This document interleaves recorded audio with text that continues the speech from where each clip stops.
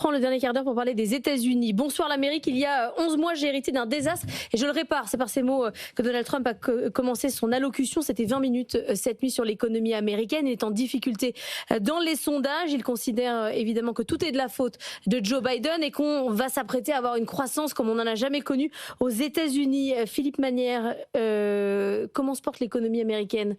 Non, mais il n'y a pas la moindre corrélation entre ce que dit Donald Trump et la réalité. Quand je dis aucune corrélation, ça veut dire que par hasard, ça peut tomber juste. C'est comme on dit des horloges qui sont arrêtées, elles donnent l'heure 2 fois par jour. Bon, donc parfois, il dit des choses justes. Là, en l'occurrence, c'est pas vrai. C'est-à-dire que quand vous regardez les chiffres, Biden avait des tas de défauts, mais l'économie, avant l'arrivée de Trump, était plutôt bien, avec des problèmes qui étaient principalement d'ordre exogène, c'est à l'inflation. Et aujourd'hui, on ne peut pas vraiment dire que ça va beaucoup mieux. Alors, il y a des éléments qui vont mieux, c'est-à-dire qu'il a dynamisé ceci, cela, etc. Enfin, sur les grands agrégats, encore une fois, Olivier va nous donner sans doute plus de détails que je suis capable de vous en donner moi, mais je n'ai pas l'impression du tout qu'on puisse dire que ça va bien. D'ailleurs, la perception, quand vous regardez les sondages d'opinion, la perception des Américains n'est pas du tout celle-ci.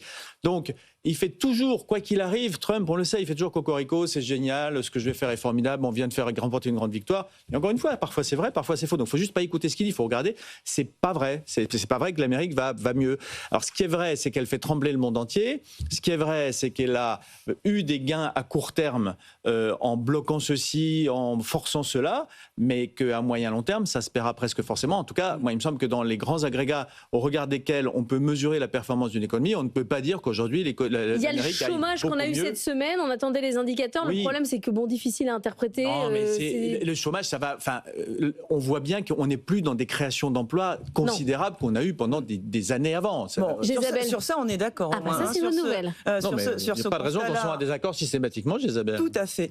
Sur ce constat-là, on est d'accord. En fait, Trump a quand même accentué le problème qu'il était censé résoudre, en tout cas qu'il voulait résoudre en arrivant, c'est la vie chère aux États-Unis. Tout coûte très très cher quand on vit aux États-Unis. Donc se loger, ça coûte très cher. Faire garder ses enfants, ça dépend si vous êtes en haut de la chaîne en franchement, ça ou en dépend. bas. Se soigner, ça coûte très cher. Il y a des tas d'endroits où se loger mettre ses enfants à l'école, ça coûte très cher. Faire des études supérieures, ça coûte très cher. Tout coûte très cher parce qu'on est dans un système ultra marchand, ultra privatisé. Il y a eu, je ne sais pas si vous avez vu passer le post d'un financier qui s'appelle Michael Green sur son blog. Alors le post a fait polémique, mais en gros, ce qu'il a expliqué, c'est que si on est une famille américaine de 4 personnes dans une ville moyenne, si on ne gagne pas 140 000 $, d'accord, par an, on ne s'en sort pas. On est vraiment sur la ligne de survie. À 100 000 $, on est pauvre, en fait. Aux États-Unis, on n'arrive pas à se loger, on n'arrive pas à payer l'école. Mais dans l'absolu, ça ne veut rien dire. C'est en fonction du coût de la vie, en fonction des salaires. Alors justement, c'est intéressant. Et les rémunérations sont très élevées aussi. Mais justement, c'est très intéressant de regarder les différences de coût de la vie entre l'Europe et les États-Unis. Et je sais que vous êtes assez critique envers Gabriel Zucman en règle générale. Moi, j'aime beaucoup ce qu'il fait. Et il a publié une tribune dans le Monde hier, où il montre que si précisément on corrige nos stats sur la trajectoire de croissance américaine, sur la productivité aussi de ces différences de coût de la vie, eh bien on se rend compte qu'en fait mais allons-y, soyons aussi productifs que les États-Unis, de l'intelligence artificielle partout. Mais dans ce cas, il faut lever un certain nombre de freins. Il montre que les États-Unis sont pas beaucoup plus productifs que l'Europe, d'accord. Non, mais quand vous voyez le divorce du pouvoir d'achat, supérieur à celle de l'Europe quand on fait cette correction. C'est faux. Ils sont beaucoup plus et un petit peu moins importante que la population européenne. Donc quand vous regardez effectivement le PIB par habitant, vous avez un PIB par habitant qui est un peu plus important aux États-Unis. Mais vraiment, je vous invite à regarder ce travail de Zucman qui permet, en fait, si vous voulez, qui permet de corriger la petite musique qu'on entend en ce moment, parce que la petite musique qu'on entend en ce moment, c'est l'Europe, c'est la catastrophe, et les États-Unis, c'est l'Eldorado. Bon, bah, c'est vraiment. Olivier. Non, je pense en fait la réalité, c'est un petit peu.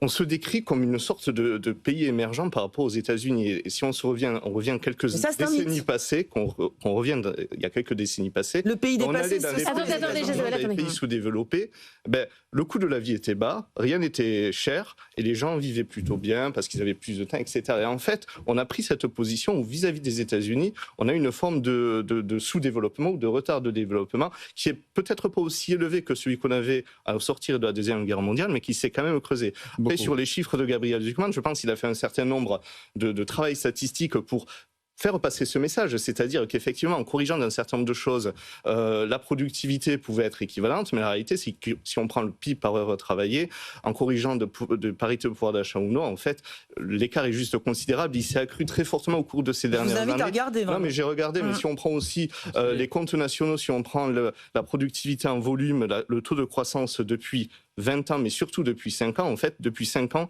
la productivité américaine, elle a cru à peu près de 2% par an, celle de l'Europe de 0,5% par an et celle de la France a baissé. Donc ça, en fait, notre capacité... ça, c'est ceux des comptes nationaux. Moi, je prends ceux des comptes nationaux. Je ne suis pas en mesure de les inventer. Voilà. Mais par contre, ce qui est important, c'est que, et là où je suis d'accord avec vous, c'est qu'au fond, cette productivité et ces gains de productivité qui sont très positifs, en fait, ils sont accompagnés surtout d'une hausse du niveau de vie. Et donc, en fait, les coûts ont augmenté et des salaires augmentés à la fois du même ordre de grandeur que le coût de la vie. Et en fait, là où les Américains se sentent riches, c'est quand ils viennent à Paris. Parce que là, ils se disent, c'est chouette, on va dans un pays un peu sous-développé, donc tout est moins cher. Mais aux États-Unis, en fait, ce sentiment-là, il ne s'est pas forcément développé parce que les coûts des services, notamment des restaurants, ont fortement augmenté. Et puis, par ailleurs, une partie de ces gains de productivité est très concentrée. Après, on a quand même ce problème de courbe en cas aux États-Unis. C'est-à-dire qu'on a vraiment deux parties de la population, entre le consommateur de base qui galère. Une vision sectorielle, c'est-à-dire qu'il y a certains secteurs qui tirent l'économie et qui vont très bien. Et je pense notamment au numérique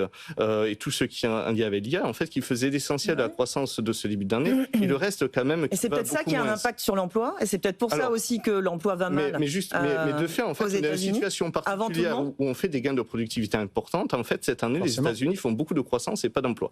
De la même façon que pour la France ou pour le monde, on a révisé nos prévisions de croissance, on l'a fait aussi pour les États-Unis, mais en fait, pour l'emploi, ça stagne. Et donc, en fait, on fait de vrais gains de productivité, mais ces gains de productivité, ça ne fait pas de la croissance inclusive. Et de fait, au fond, si on se souvient, Biden, il n'a pas été réélu, malgré des résultats économiques très, très important en termes de productivité au moment où on sortait le rapport Draghi. Au moment où on sortait le rapport Draghi, justement pour voir l'écart en termes de puissance économique et de capacité productive, Biden perdait les élections. Alors, il n'y a pas peut-être que les éléments macro qui ont joué, mais quand même, ça a sans doute joué. Après, peut-être pour venir quand même dire quelques mots de Trump, j'ai envie de dire que oui, tout n'est pas parfait, mais d'une certaine façon, une partie de l'impulsion qu'il a donnée est en train de se manifester. Au fond, qu'est-ce qui est en train de se passer? Il a mis des droits de douane, il y a un peu plus d'inflation, le solde extérieur se réduit, le déficit extérieur se réduit, les ménages consomment moins, ils investissent, il y a un peu plus de production. Donc en fait, on a une forme de rééquilibrage, mais ce rééquilibrage, il est assez coûteux, parce qu'en fait, il se fait au prix d'une baisse du pouvoir d'achat des ménages. Par exemple, les droits de douane américains, c'est au fond... Il y a eu des chiffres très importants qui ont circulé, qui ont été annoncés, mais grosso modo, la hausse effective du taux des moyens du taux de droits de douane, c'est plutôt 8%. Les importations, ça doit faire 11% de la consommation. Donc on a une hausse des prix de 1%. Mais 1%, ça commence à mordre. Et surtout que les effets commencent à se faire ressentir. Trump, il a dit, vous n'avez qu'à consommer américain si vous voulez pas payer plus cher. Oui, mais du coup, ça va être quand même plus cher. C'est plus cher. Consommer américain, c'est plus cher. Et donc, si on veut faire cette transition qui est aussi présente dans le débat public en France, où on se dit acheter français. Mais acheter français, ça veut dire à un moment donné payer des choses plus chères. Peut-être ça va se voir en emploi, mais dans un premier temps, pour le consommateur, ça va se voir négativement au pouvoir d'achat. Et il est arrivé à impulser ça. C'était un petit peu ça son pari. C'est pas la panacée, quand même, mais ce complexe qu'on a vis-à-vis des États-Unis, je trouve. Moi, je trouve ça. Il faut y aller faire un tour. C'est vraiment un modèle complètement dépassé. Trump ne fait que l'accentuer et on continue de complexer vis-à-vis de ce pays. On essaie de les singer. On se dit qu'en fait, ce qui va sauver la compétitivité des entreprises européennes, c'est la dérégulation. Mais c'est tout l'inverse, en fait. Laissez-moi 2 minutes pour Philippe. On vit mieux en Europe qu'aux États-unis et il faut préserver ça. Ça dépend ce qu'on appelle on vit mieux. On vit mieux. Déjà, on a un petit peu plus de temps de loisir aussi. Et on arrive et on n'a pas des si gros écarts de productivité. Allez-y, Philippe. C'est ce que je vous dis. Il y a des critères sur lesquels probablement on vit mieux. C'est-à-dire que les Américains travaillent beaucoup plus que nous. Probablement, c'est lié au fait qu'ils ont... Enfin, ça ne peut pas être décorrélé complètement du fait qu'ils ont un pouvoir d'achat qui est supérieur, fût-il en légère érosion aujourd'hui, mais enfin, l'histoire des 25 dernières années des États-Unis, c'est un enrichissement par rapport à nous qui est absolument considérable. Alors oui, il y a des problèmes de pouvoir d'achat parce que les prix ont augmenté également. Enfin, vous avez quand même des Américains qui sont beaucoup plus riches par rapport à nous. Les entreprises françaises, là, ils sont... Oui, c'est ça. Mais voilà, ils ont constitué des moyens très considérables. Voilà. Donc, on peut pas. Les États-Unis n'ont rien de parfait, hein, mais il y a des sujets sur lesquels on ne peut pas contester leur supériorité. Enfin, sur le digital, vous connaissez beaucoup de très grands groupes internationaux dont vous ne pouvez pas vous passer, d'origine française, allemande ou italienne? Non. Il y en a plein d'Américains. Je trouve que c'est un peu regrettable à certains égards, hein, mais si on regarde les faits, c'est un fait observable. De la même manière, les Américains sont aujourd'hui plus riches que nous, c'est un fait. Est-ce qu'aujourd'hui ça s'érode un peu? Oui. Pas en termes de pouvoir d'achat.